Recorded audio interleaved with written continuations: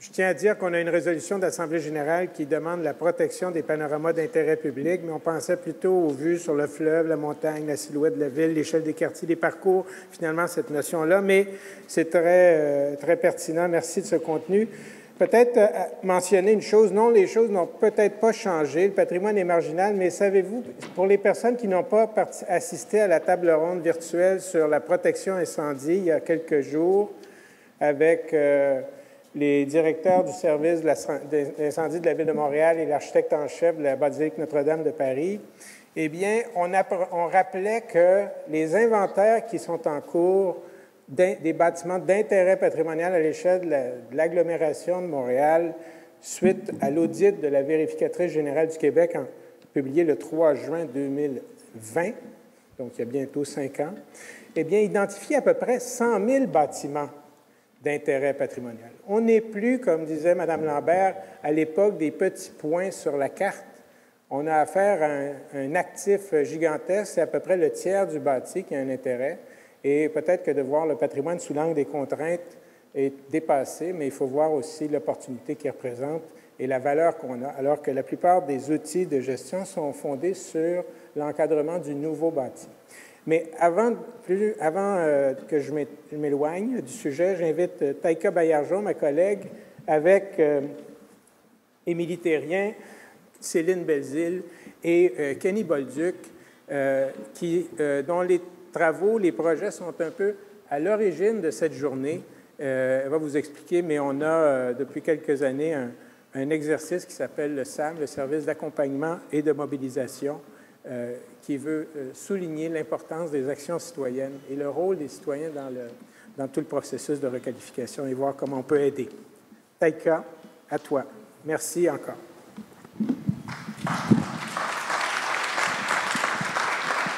Allô! C'est le fun, hein? On a tout un petit setting cosy. Je suis tellement contente de vous voir. Ceux en arrière, si jamais vous n'étiez pas game d'avancer, il y a plein de petites places si jamais ça vous tente de venir vous asseoir plus près de nous. Il y en a en haut aussi si jamais. C'est un peu plus difficile pour les panélistes, mais ça va. Bonjour. Alors, pour les prochains 45 minutes, on est vraiment dans notre calcul du temps depuis tantôt. On va parler de la requalification du point de vue du communautaire et des groupes citoyens. Dino en a parlé. En fait, Héritage Montréal, il y a 3 ans déjà, a mis en place un service d'accompagnement et de mobilisation qui était dédié vraiment aux groupes citoyens, organismes à but non lucratif, porteurs de projets de requalification. Dans le rapport dont parlait Dino de la VGQ en 2020, c'était affirmé que le patrimoine, finalement, pourquoi on fait ça? On fait ça pour les citoyens. Et ces citoyens-là, il s'avère que c'est les moins bien outillés pour contribuer, en fait, à la préservation et à la vie du patrimoine bâti. Donc, un peu dans cette vision des choses, on s'est dit, OK, nous, on a une certaine expérience avec 50 ans d'histoire, on a un réseau, puis on a un lien privilégié avec les citoyens et citoyennes de la communauté métropolitaine de Montréal. Donc, on va essayer de les aider.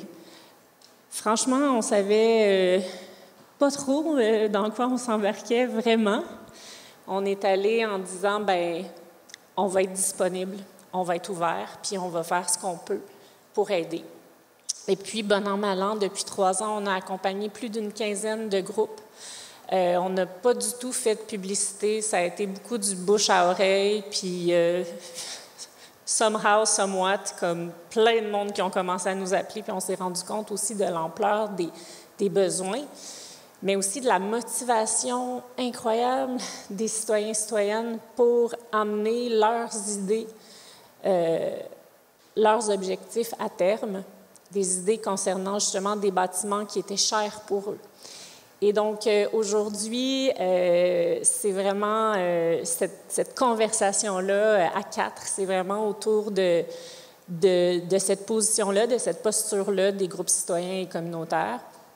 En fait, on a avec nous 3 groupes vraiment très chers à mon cœur, qu'on a accompagnés de façon très diversifiée au cours des dernières années, à venir présenter leurs projets. Et ensuite, on va discuter ensemble des grands enjeux, de qu'est-ce qui les motive à porter un projet pareil, puis voilà, de la répercussion de ce type de projet-là aussi dans les quartiers, etc. Donc, voilà, on va d'emblée commencer la discussion. Donc, c'est ça, ils vont présenter rapidement tour à tour leur projet, puis après ça, on entrera dans la conversation. Je veux juste dire, pour cette table-là, on n'aura pas de période de questions à la fin, mais je vous invite vraiment à noter vos questions puis à venir voir les intervenants après, à la pause ou au dîner. Fait que, Émilie Thérien, co-directrice de HocheLab, oui, oui, il faut juste le pousser. Voilà, je t'invite donc. Excusez pour les bruits de tonnerre. Bonjour tout le monde, Émilie Thérien, donc cofondatrice, co-directrice générale de HocheLab. Oui, c'est grâce à un projet d'église que je suis maintenant co-directrice d'un OBNL payé à temps plein. On peut dire que ça apporte du positif. Mai 2022, je sortais d'une mobilisation dans laquelle j'ai connu Héritage Montréal qui s'appelait le REM de l'Est. Puis là, on avait gagné de notre bord, fait que je manquais de projet. Fait qu'on a vu une église dans le coin et c'est là que j'ai connu Marc-André Robertson, qui est co-directeur général de HocheLab. Et dans le fond, c'est une église qui était à 2 coins de rue de chez nous, l'église Saint-Clément dans Viauville, dans Hochelaga. On a décidé de prendre le taureau par les cornes. On la voyait abandonnée, on la voyait négligée. On a fondé un OBNL qui s'appelle HocheLab en 48 heures parce que je suis aussi avocate en droit immobilier et en économie sociale. Donc, ça a été assez simple. Mais on a donc déposé une demande au CPRQ pour faire des études à ce moment-là et on les a obtenus. Mais par contre, ce qu'il faut savoir, c'est qu'il faut trouver 25 des fonds. Donc, ça nous a pris à peu près 1 an et demi trouver ces fonds-là à coût de budget, de support à l'action bénévole des députés. Notre projet, nous, on voulait reprendre l'Église pour la redonner à la communauté, répondre à ses besoins. On avait des axes, je parle au passé, parce que vous allez voir, là, mais on avait des axes donc alimentaires, c'était un désert alimentaire, désert sportif. Beaucoup de locaux sont nécessaires pour les OBNL du quartier. Puis on avait un volet, là je commence à les oublier, ça fait longtemps que je n'ai pas fait le pitch, mais des locaux pour les OBNL. Bref. On a entamé des négociations avec le diocèse et la fabrique. Avec le temps, il y a eu des promoteurs qui se sont intéressés à l'Église, il y a eu des offres d'achat qui ont été négociées de part et d'autre. Nous, on est rendu à la 4e offre d'achat. Et dans le fond, ce qui est arrivé récemment, c'est qu'il y a des 2 personnes qui ont fait une offre d'achat sur l'Église. Pour un projet X qui est correct, là, c'est privé, mais c'est correct, il n'y a pas de souci. Et nous, on est en train d'essayer d'acheter le presbytère. Donc, dans le cadre de ce projet-là, rapidement, il y a quelqu'un qui est arrivé, un voisin de Marc-André, qui a dit « Moi, je suis contre votre projet, ça va faire augmenter mon loyer. » Puis, on à la place de dire, ben voyons donc, il a réfléchi, puis on a réalisé qu'il avait raison. Fait que dans le fond, ce qu'on a réalisé, c'est que le redévelopper, le beau, le neuf, le vert, ça occasionne de la gentrification, des augmentations de loyers autour, du déplacement des populations qui sont là depuis très longtemps. Ça nous a amené à réfléchir qu'est-ce qu'on pouvait faire pour empêcher que quand on requalifie un bâtiment puis qu'on répond aux besoins de la communauté, ça ne devienne pas un hub à bobo. Bien, on a fini par et penser aussi dans notre coin, parce que la rue Sainte-Catherine, elle vient d'être reconstruite, bien, on s'est dit, bien, on va peut-être acquérir les immeubles autour. Fait que là, dans le fond, de là est né un de nos projets qui est la Société immobilière collective, HocheLab, où est-ce que là, on veut acquérir des plex mix sur les artères commerciales de Montréal, mais on veut commencer dans Hochelaga et sa Plaza Saint-Hubert. Et pour un genre de projet comme l'Église, on veut éventuellement acheter des plex autour pour justement faire en sorte que les gens qui habitent là ne voient pas leur loyer augmenter à cause de projets de redéveloppement dans leur coin. Voilà. C'est fou, hein, comment on part d'une église puis d'un projet communautaire pour finalement développer un groupe qui, finalement, protège tout un quartier, son écosystème.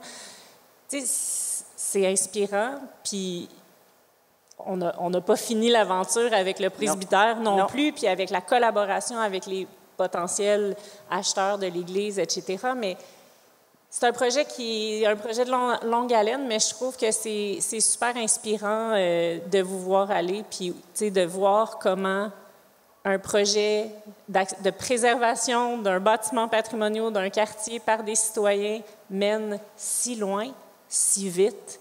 Parce qu'on ne trouvait pas ça vite au début, mais au final... on fête nos 3 ans, là. Ouais.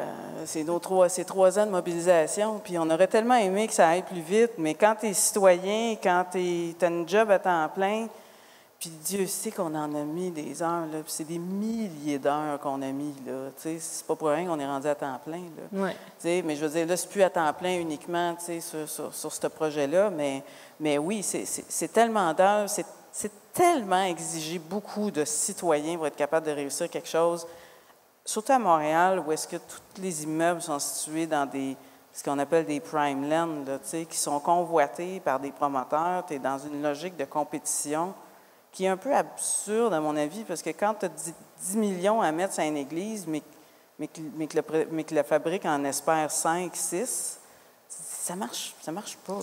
Il y a toute une logique à repenser dans la requalification, puis je pense qu'on va en parler tout le long de la journée, puis tu as tout à fait raison. Céline Belzile, Allions-nous, tu vas te présenter, elle est membre cofondatrice et secrétaire du CA. C'est un projet, il y a beaucoup de similarités dans les 3 projets qu'on va vous présenter aujourd'hui. Donc, je te laisse tout de suite la parole pour présenter Allions-nous. Bien, merci beaucoup, Taïka. Donc, Céline Belzile, effectivement. Bien, j'écoute Émilie, là, puis je me dis, bon, en 3 ans, nous, on est rendu encore là, mais on est un regroupement, en fait, Allions-nous. C'est un regroupement de citoyens qui a comme projet de préserver et de requalifier, effectivement, une vieille école dans l'arrondissement de La Salle. Nous, ce qu'on veut en faire, en fait, c'est un petit peu les mêmes idées. On a souvent les mêmes idées dans des groupes de citoyens. C'est vraiment d'en faire un pôle de la transition socio-écologique. On voudrait attirer un rassemblement d'organismes qui pourraient travailler ensemble avec peut-être des commerces qui ont une vision, une philosophie plus communautaire et attirer donc des services, des organismes autour du projet de requalification de l'école à Lyon. L'école à Lyon, ben, c'est situé pas très loin, dans un vieux quartier de l'arrondissement La Salle, dans un noyau villageois, en fait, qui est important, et ça se ressent. D'ailleurs, l'année passée, on a eu un financement de patrimoine montréalais mis en valeur des quartiers, puis on a publié une petite brochure qui explique un peu l'importance de cette école-là à l'intérieur d'un ensemble architectural. Et nous, on l'a découvert comme citoyens, on ne savait pas ça au début, là, mais on l'a découvert, entre autres, grâce à Héritage Montréal. Mais je remercie beaucoup Taïka. Et puis, il y avait Mathieu, qui nous a accompagnés au tout début dans ce fameux service d'accompagnement à la mobilisation. Ça a été important pour nous, parce qu'on va en parler plus tard, mais pour des citoyens qui voient un bâtiment, une école où certains d'entre nous étaient allés, pas moi, mais et on voit ça se dégrader année après année. On se désole et on se sent un peu démunis. Héritage Montréal, puis le SAM, ça nous a aidés parce que c'est comme si ça nous donnait une certaine crédibilité. On se dit, ben coudonc, OK, c'est une petite école à La Salle, dans un arrondissement un peu excentré, qui fait partie d'un ensemble avec une église, un presbytère, une ancienne bâtisse des religieux du Sacré-Cœur qui enseignait aux enfants des écoles. Il y a un centre culturel qui était une ancienne école. Tous ces bâtiments-là forment un noyau.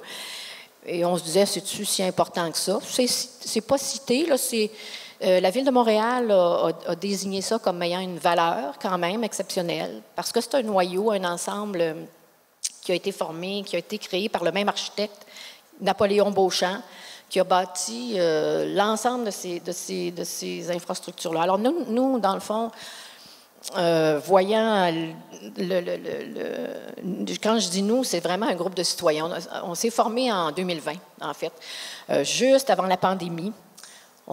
On était plusieurs à se demander qu'est-ce qui allait se passer avec cette école-là. Et donc, on s'est fait un petit 5 à 7 en posant la question « Quel avenir pour l'école à Lyon? » Ça a commencé comme ça. Ça a continué en virtuel parce qu'évidemment, on ne pouvait plus se voir en personne. Et petit à petit, donc, d'un comité de citoyens de peut-être 15 personnes, on s'est incorporé en organisme à but non lucratif récemment, là, en 2022. Et ben voilà, depuis ce temps-là, on s'organise, on a beaucoup mobilisé, mais on a encore beaucoup de travail à faire et on a encore besoin de beaucoup d'accompagnement, effectivement, pour savoir qu'est-ce qu'on va pouvoir faire, comment on va pouvoir requalifier les 2 bâtiments de cette ancienne école à Lyon, à Ville-la-Salle, dans l'arrondissement La Salle. Alors voilà. Peut-être pour... Déjà, à Lyon, il faut le dire, là, Céline est bien humble, là, mais ils ont, je pense que vous avez comme quadruplé le nombre de membres en peu d'années. Organisés, ils sont très forts en mobilisation, là, le quartier les connaît par cœur. Puis là, ils sont en discussion avec des promoteurs pour développer un projet. Ça avance vraiment bien. On ne peut pas aller plus loin dans dire les noms et tout, mais ça avance vraiment bien. Puis ils ont beaucoup aussi le support de l'arrondissement. Donc, c'est un projet prometteur, je dirais, quand même. Oui, on a vraiment... En tout cas, moi, j'ai toujours dit que ce noyau villageois dont fait partie l'école, ça a donné un sens, ou en tout cas, il y a un esprit des lieux assez particulier. D'ailleurs, on appelle ça le village des Rapides, notre quartier, mais familièrement, on appelle ça le Bronx, puis le Bronx La Salle. Et il y a comme quelque chose dans ce quartier-là qui est particulier. Puis comme on disait, c'est pas n'importe quel promoteur qui va pouvoir mettre les pieds chez nous, ça c'est clair. Merci beaucoup, Céline. Et le dernier projet, c'est le projet de Espace plus Village, que si vous êtes passé dans le village dernièrement, là, vous avez commencé à voir des signes de vie qui apparaissent. Donc, Kenny Bolduc, qui est conseiller stratégique pour Espace LGBTQ+, va présenter le projet. Merci beaucoup. C'est le fun de se rencontrer en présentiel pour la première fois. Espace LGBTQ+, c'est... une expression de quelque chose, d'un besoin qui existe depuis longtemps. Les communautés LGBTQ+, à Montréal, on retrouve dans les années 90, dans des procès-verbaux de réunion, la volonté de créer un complexe communautaire, culturel à la métropole, au cœur du village. Il y a eu plusieurs tentatives dans les 20 dernières années qui n'ont pas mené les projets à terme. On a dû se relever les manches. Les organismes communautaires LGBTQ+, se sont relevés les manches et ont fondé Espace LGBTQ+, donc l'organisme communautaire pour lequel je travaille, afin de répondre aux enjeux de crise immobilière de locaux communautaires spécifiques qui vivaient. Séparément, on n'y arrive pas. Ensemble, on peut avoir un impact plus grand. La façon qu'on a trouvée pour agir sur la crise de l'immobilier, donc offrir des locaux, c'est d'acheter un bâtiment. On a réussi à faire l'acquisition. L'organisme a été fondé en 2019. On a fait l'acquisition d'un bâtiment en 2023 au coin Saint-Timothée-Sainte-Catherine. Donc, ce que Taïka référait, c'est un gros bâtiment qu'on a peint en rose pour être sûr d'être bien visible puis de s'imprégner dans l'imaginaire projeté de tout le monde qui passe dans la rue, de tout le monde qui habite le quartier. Notre objectif, c'est d'y loger une quinzaine d'OBNL, de coop à vocation LGBTQ+, ou connexes. Là. Loyer abordable le plus bas possible, c'est notre mot d'ordre. Carboneutralité, accessibilité universelle, c'est un bâtiment centenaire. T'inquiète, tu me compléteras si j'oublie des choses, mais c'est un bâtiment qui a une grande histoire, mais qui est dans un état dangereux, là, de désuétude assez grave. Le projet est hyper excitant. vous pouvez imaginer la quantité de défis. On a 60 membres, c'est-à-dire on a juste une quinzaine de personnes qui vont pouvoir être locataires temps plein, si on veut, du bâtiment, mais l'objectif, c'est qu'il y ait l'usage temporaire pour faire des assemblées générales, pour faire des activités, des lancements, des galas. Fait qu'on a une soixantaine de membres à travers le Québec, et ça, c'est intéressant parce que l'objectif, c'est de créer un réseau de complexes communautaires qui répondrait à l'ensemble des besoins des organismes LGBTQ+. On s'entend qu'éventuellement, on va se diversifier parce qu'il n'y a peut-être pas une masse, assez d'organismes dans toutes les régions du Québec pour être juste LGBTQ+, dans un bâtiment. Se diversifier vers du résidentiel, se diversifier vers d'autres types de fonctions. Où est-ce qu'on a rencontré Héritage Montréal? C'est dans la dernière année. Donc, entre l'achat du bâtiment et compléter le montage financier pour démarrer les travaux. Vous pouvez imaginer, là, cette affaire-là, c'est 18 millions là, à rénover. Fait que pendant ce temps-là, pour garder nos membres mobilisés, entre autres, on s'est mis à travailler avec différents partenaires. Entre autres, le parcours qui a été proposé par l'ESA là, dans le projet, le programme Parc, où est-ce que Héritage Montréal a pu faire un atelier, une analyse, une réflexion sur le bâtiment pour faire ressortir ce qui était invisible. Le village, on le sait, le centre-sud, Ville-Marie, a une histoire énorme. Ce bâtiment-là, on ne la connaissait pas. C'est aussi simple que ça. On a pu y trouver beaucoup d'informations sur... initialement, c'était une fourrurerie, donc un magasin de fourrure, si je ne me trompe pas. Il y avait des serres sur le toit, d'ailleurs, pour indiquer l'endroit. Il y avait 3 étages, il y a eu des incendies, ça tombait à 2 étages. Donc, nous, dans notre projet, on a la volonté d'essayer de recréer, avec une mezzanine, un sentiment de 3e étage pour ramener cette historique-là. Les pierres grises que vous voyez dans le projet-là, ils sont recouverts en ce moment d'un placardage de métal assez immonde. Fait qu'on va pouvoir le retirer, le revaloriser. Je pense que c'est de remettre ce qui peut être sauvable du bâtiment, de le remettre au goût et de s'inscrire dans cette historique-là qui est invisibilisée dans un quartier qui en a besoin aussi d'être revitalisé. Si vous passez dans le village, là, c'est l'ancien Yellow Bedeau, tu sais, avec de la grosse tôle brune, là. Fait que ça, ce beau bâtiment-là, là, c'est ce bâtiment-là. C'est quand même incroyable. Puis l'affaire, en plus, qui est fantastique, c'est que quand nous, on a été mandatés, on était comme, OK, c'est stretch, là, on ne sait pas trop, tu sais, comme, qu'est-ce qu'on va aller voir. Puis on a travaillé, on a monté un dossier avec ma collègue Maude. Incroyable tout ce qu'on a trouvé sur ce bâtiment-là, sur son histoire, sur son importance dans le quartier, sur le quartier, finalement, puis aussi que, finalement, bien, derrière la tôle, il y avait comme un bijou invisible, justement. Donc, ça a été pour nous toute une expérience. Puis c'est vrai que finalement, avec le SAM, c'est peut-être nous qui avons appris le plus de cette aventure. Mais je pense qu'on a déjà frôlé un peu la question. C'est un vrai parcours du combattant, là, quand on porte un projet comme ça, qu'on est des citoyens, citoyennes, qu'on vient de l'économie sociale. C'est tough. Puis j'aimerais ça qu'on aborde un petit peu plus justement ces enjeux-là.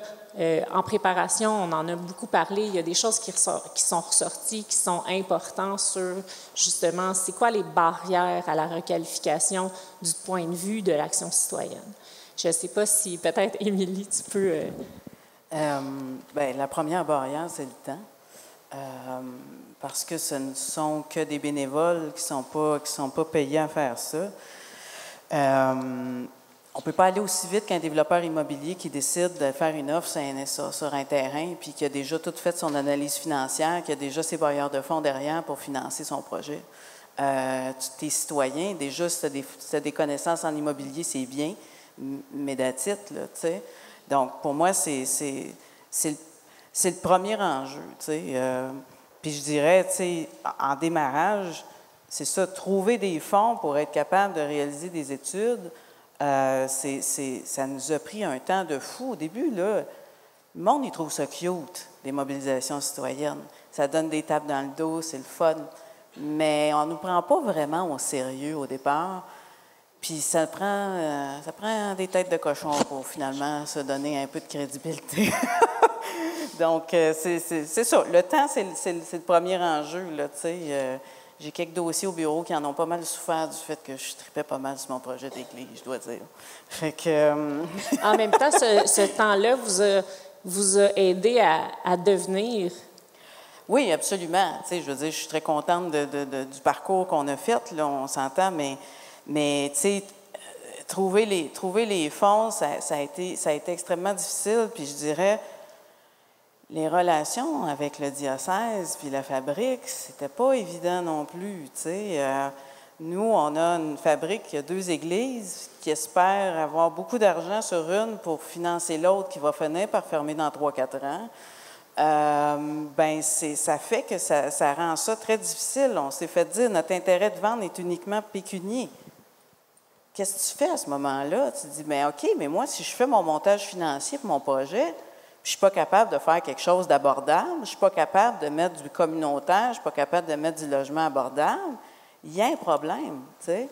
En tout cas, là, je t'ai nommé une couple d'enjeux, là, je les avais toutes nommés, là, mais tu sais... C'est très difficile quand tu es citoyen, si tu n'as pas déjà à la base les connaissances. Puis, en me préparant tantôt, je prenais pas de recul, je me disais, si j'avais à recommencer ou si j'avais à conseiller au départ, je dirais, il faut absolument qu'il y ait du monde en immobilier qui prenne le groupe citoyen en main dès le départ pour les aider, les sensibiliser à comment on développe un projet immobilier, comment ça marche, le financement, la finance immobilière, parce que c'est là qu'on fait ça, nous autres, le presbytère, mais comme au début, quand les gens ils disent « tu n'as pas de projet », tu ne comprends pas trop ce qu'ils veulent dire, parce que c'est épivard de dire « bien non, j'ai tous mes volets », mais tu n'as pas fait toute la démarche. C'est toute la démarche pré-projet, finalement, puis je pense qu'on va en parler un petit peu à la table sur le point de vue des gestionnaires en après-midi.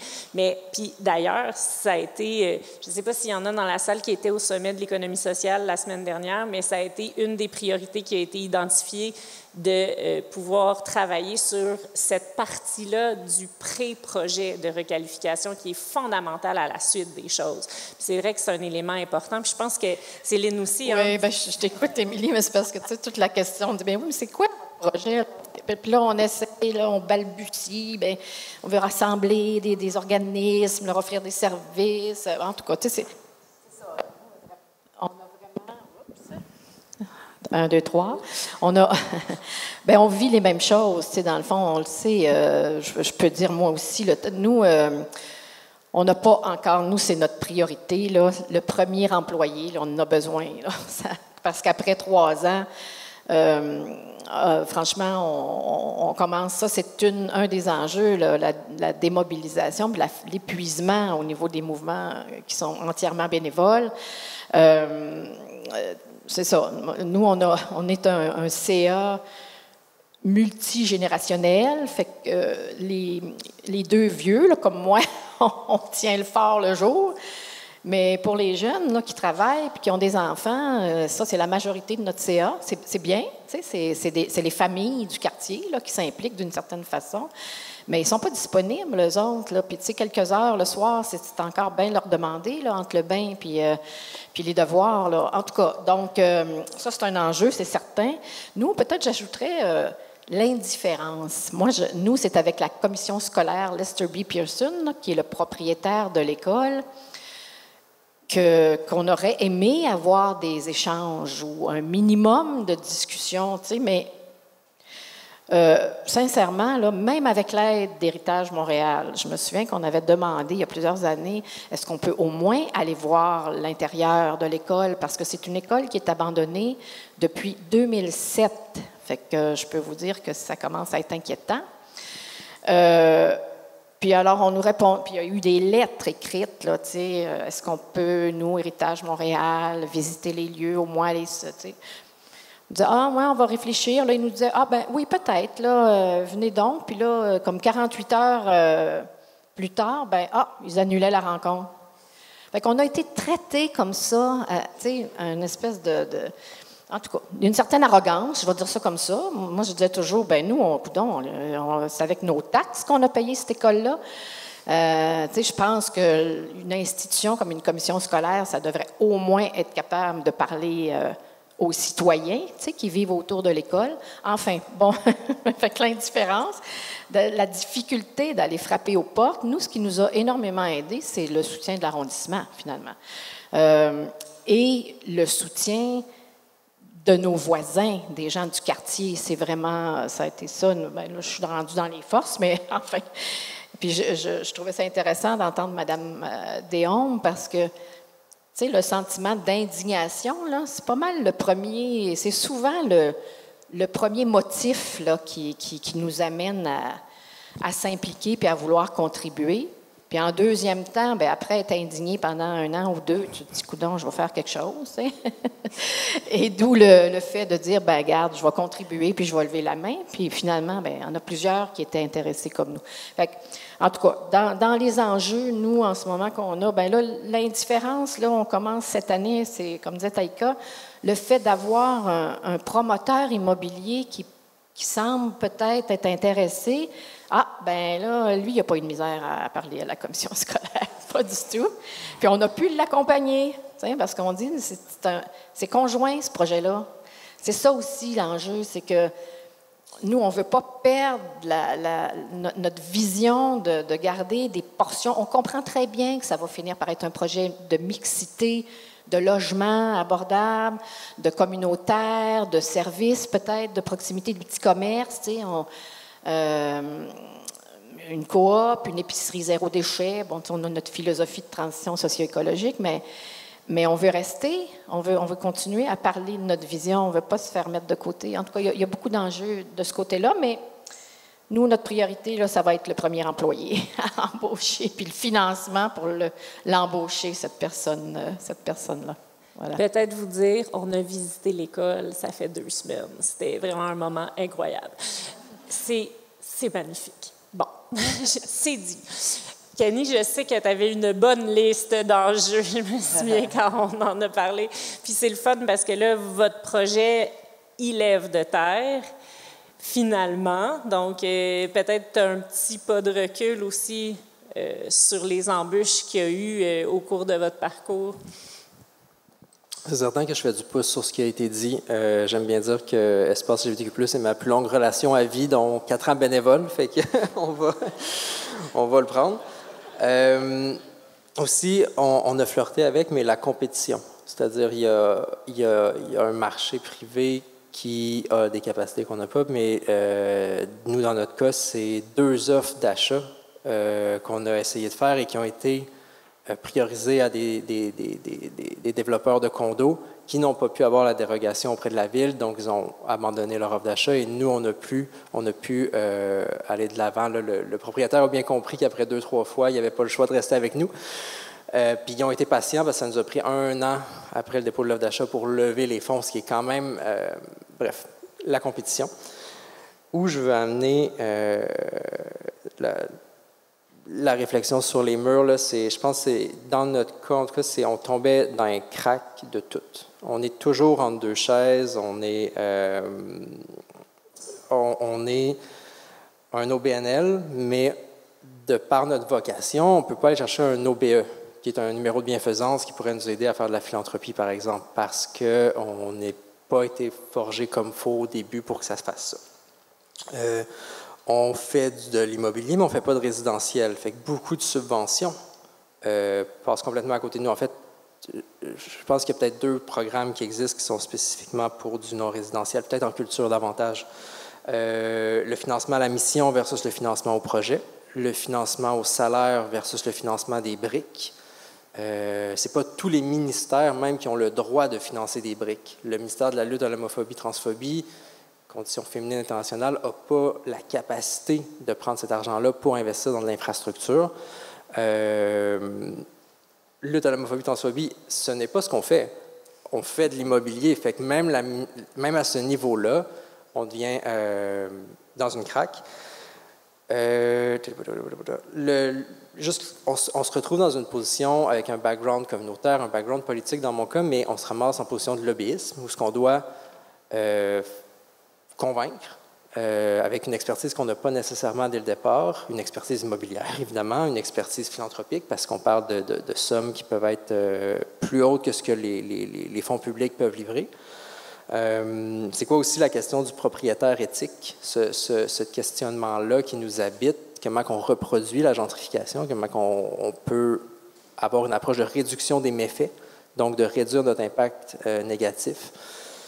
C'est les principaux obstacles que j'ai. Et juste parce que j'ai la scène, là, puis j'ai l'opportunité, j'ai le goût de nommer aussi qu'il y a des enjeux spécifiques là, aux communautés. Là, dans le cas, c'est les communautés LGBTQ+, mais il y a des effets systémiques qui font que, par exemple, le communautaire LGBTQ+, a un retard de financement.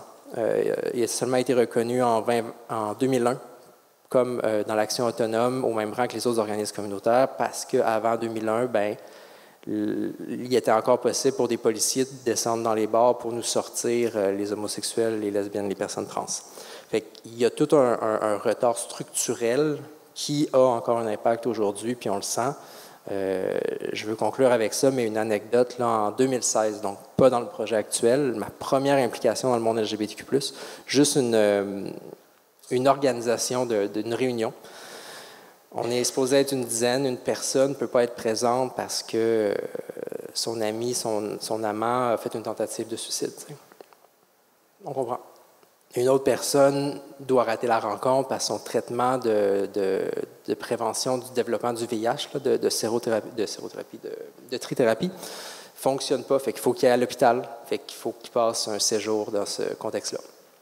Une autre personne doit quitter la ville parce qu'elle est travailleuse du sexe, puis elle a un client qui la harcèle, donc elle doit sortir de la ville, puis elle ne peut pas utiliser les recours de la police. Fait que tout ça fait qu'une réunion devient difficile à organiser. Fait que là, dans le cas d'Espace LGBTQ+, on est capable de passer à travers ça, puis on est beaucoup plus organisé que cet autre groupe-là à l'époque, mais ça existe et c'est invisibilisé, puis je voulais le mentionner. Puis c'est drôle comme tu fermes la boucle avec l'invisibilité encore. Hein? Tout ça est lié. Merci beaucoup. Ça va vite une table de même, puis j'ai l'impression qu'on aurait pu faire tout l'événement sur le communautaire et les groupes citoyens. Claudine en parlait, c'est un acteur, le citoyen, qui est excessivement important dans la préservation du patrimoine. Puis dans ces dernières années, il y a eu encore une importance encore plus particulière. Justement, il suit un peu le mouvement dans la requalification. Puis je pense que c'est un acteur à suivre, puis qui va avoir un impact clairement sur la suite des choses, sur la préservation de nos quartiers aussi. Puis c'est un peu avec ça que je veux finir aujourd'hui. Peut-être une note plus positive, mais où vous voyez, qu'est-ce qui vous motive de ce projet-là encore aujourd'hui, puis où vous voyez dans 10-20 ans, parce que c'est des projets qui sont en cours puis qui vont assurément bien se terminer. On va y aller avec ça. Mais, ouais, donc, mot de la fin. Ça marche? Oui. Dans 10-20 ans, on va essayer de transformer du négatif en du positif. On va avoir arrêté de demander aux citoyens de payer pour acheter des immeubles qu'on a déjà payés. Fait que ça, Les politiciens auront enfin compris qu'il faut prendre le taureau par les cornes puis pas laisser les citoyens tout seuls. Nous, on va être rendus propriétaires, puis on va avoir acheté les plex autour, puis on va avoir un bel ensemble patrimonial avec l'église Saint-Clément, le couvent Sainte-Émilie, puis l'école Saint-Clément, avec les rues fermées et tout le monde qui marche là-dedans. Le cœur de Viauville. Voilà. C'est beau.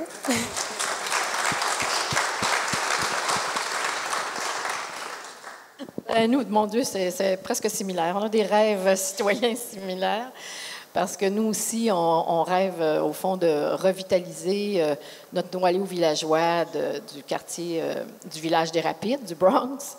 En fait, on rêve que dans 10 ans, on aura pérennisé nos bâtiments.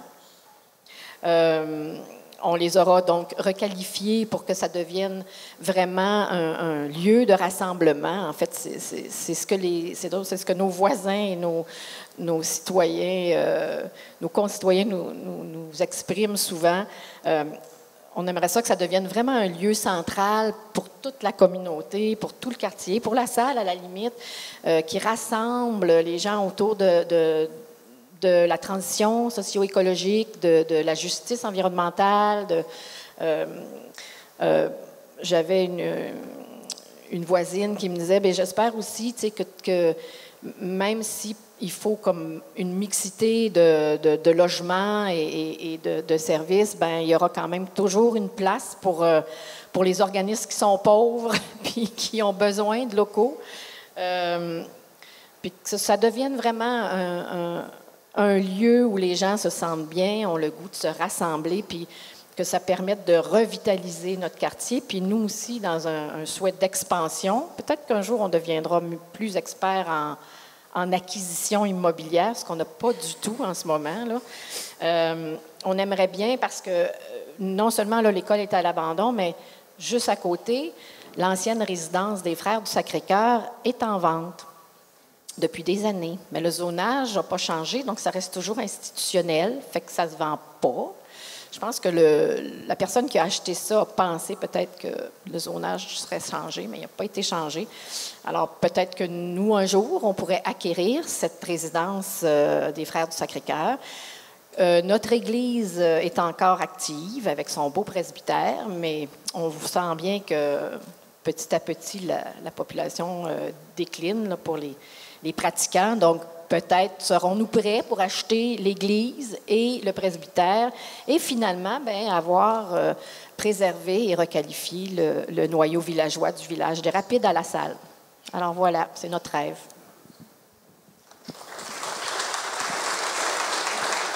Et le rêve d'espace LGBTQ+, Kenny? J'aime, je viens de penser là, mais un des slogans qu'on utilise, c'est « ça prend un village pour faire un village », parce que c'est... nous, c'est sûr que le village est l'endroit où on a décidé de s'investir dans notre premier projet. C'est un quartier qui a besoin et qui est en ébullition. On parle d'une hausse de la population de 59 % en 5-6 ans. Là. C'est énorme en termes d'impact à la fois gentrifiant et d'excitation de projets innovants. Avoir peut-être d'autres projets jeunesse, projets culture, des vocations LGBTQ+, que la culture LGBTQ+, rayonne à travers un réseau de projets hors de Montréal aussi. Je pense entre autres à d'autres partenaires, là, comme partenaires d'autres modèles de leaders. Là, je trouve le Brique par Brique ou l'Utile qui ont des vocations très inspirantes. Au final, je nous souhaite de ne plus être d'un crack, que nos projets soient des projets qui arrivent beaucoup plus facilement, qui sont supportés, qui sont structurés politiquement, financièrement. Je pense que la volonté est là, ou du moins le momentum est là. Je nous le souhaite. Je nous le souhaite aussi. On se le souhaite tous, je pense. Oui, vas-y donc, Émilie. Une dernière chose, moi, je souhaiterais que le CPRQ se fasse donner les moyens de ses ambitions. Peut-être qu'on aura l'occasion d'en parler plus pour ceux qui ne sont pas au courant de ça. Donc, voilà, on est à l'heure de la pause. Je passe la parole à Dinou. Ça me fait vraiment plaisir. S'il vous plaît, allez leur parler. Posez-leur des questions. Encouragez-les. Merci beaucoup. Merci. Kenny, Céline, Émilie et bien sûr Taïka pour cet échange qui a incarné cette notion de requalification dans une action citoyenne qui prend de multiples formes. Vous savez qu'Héritage Montréal est quand même né et sa première action, ça a été d'accompagner des citoyens pour sauver leur quartier. Ça a donné Milton Park, qui est quand même pas rien. Et c'est un modèle coopératif, il y avait de l'innovation. Ce que Kenny disait sur les cracks, c'est très important. Ça nous rappelle bien entendu la célèbre parole de Léonard Cohen. On est dans le quartier des Bagels ici, pas loin du Parc du Portugal où il y avait sa maison. Une craque, c'est quelque chose à travers lequel la lumière passe, mais on voit qu'il faut trouver une façon pour que le plancher ne laisse pas tomber ceux qui devraient pouvoir marcher loin dessus. Alors, c'est des choses sur lesquelles on pourra travailler. Pour l'instant, on vous invite à profiter de la solidité du plancher ici et à combler les cracks en profitant d'une pause café pour se rencontrer. Comme le disait Taïka, il y a des gens ici avec des expériences à partager. On se retrouve dans 15 minutes. Merci.